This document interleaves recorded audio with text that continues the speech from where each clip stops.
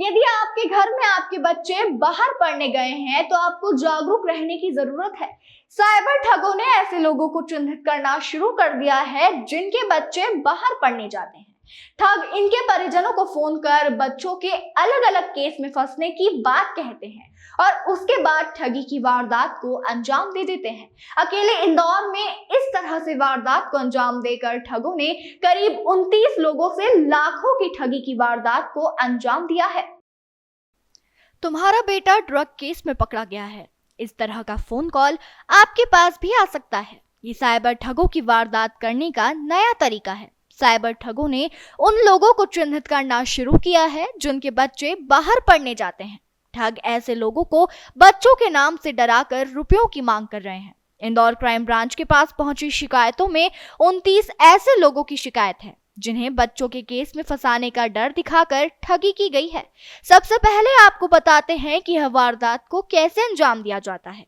Cyber ठग internet media से जानकारी निकालते हैं। आरोपी पुलिस अफसर बनकर परिजनों से बात करते हैं। ऐसे में परिजन घबराकर राशि भेज देते हैं।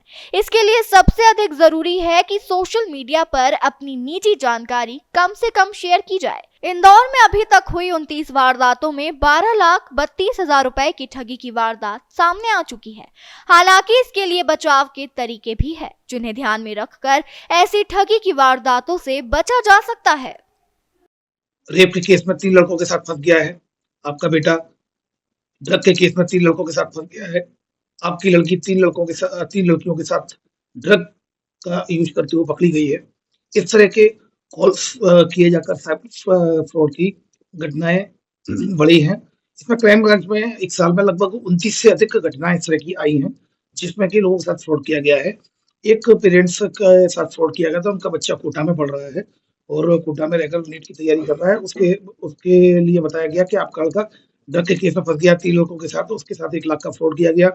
फिर एक की लड़की मुंबई में स्टडी कर रही है तो उसको ये बताया गया कि वो ड्रग का यूज कर रही है। ड्रग के साथ 3 लड़कियों के साथ पकड़ी गई है तो उसके साथ 90,000 का फ्रॉड कर लिया। एक फरियादी का आईटी जो लड़का है वो आईटी कंपनी में था बेंगलोर में, और वहां पर उसने बोला कि आपका लड़का रेप केस में फंस गया है, तो उसके साथ भी लगभग 1.25 लाख की ठगी कर ली गई है और पैसे मांगे गए। इस तरह की घटनाएं आई हैं। कुल मिलाकर 29 से अधिक घटनाएं सामने आई हैं। इसमें क्राइम ब्रांच के द्वारा लगातार एडवाइजरी जारी की गई है। इसमें लगभग 13 लाख के करीब इसमें साइबर फ्रॉड हुआ है, जिसमें लगभग 3.5 लाख रुपए रिकवर करने में भी क्राइम ब्रांच ने सफलता प्राप्त की है।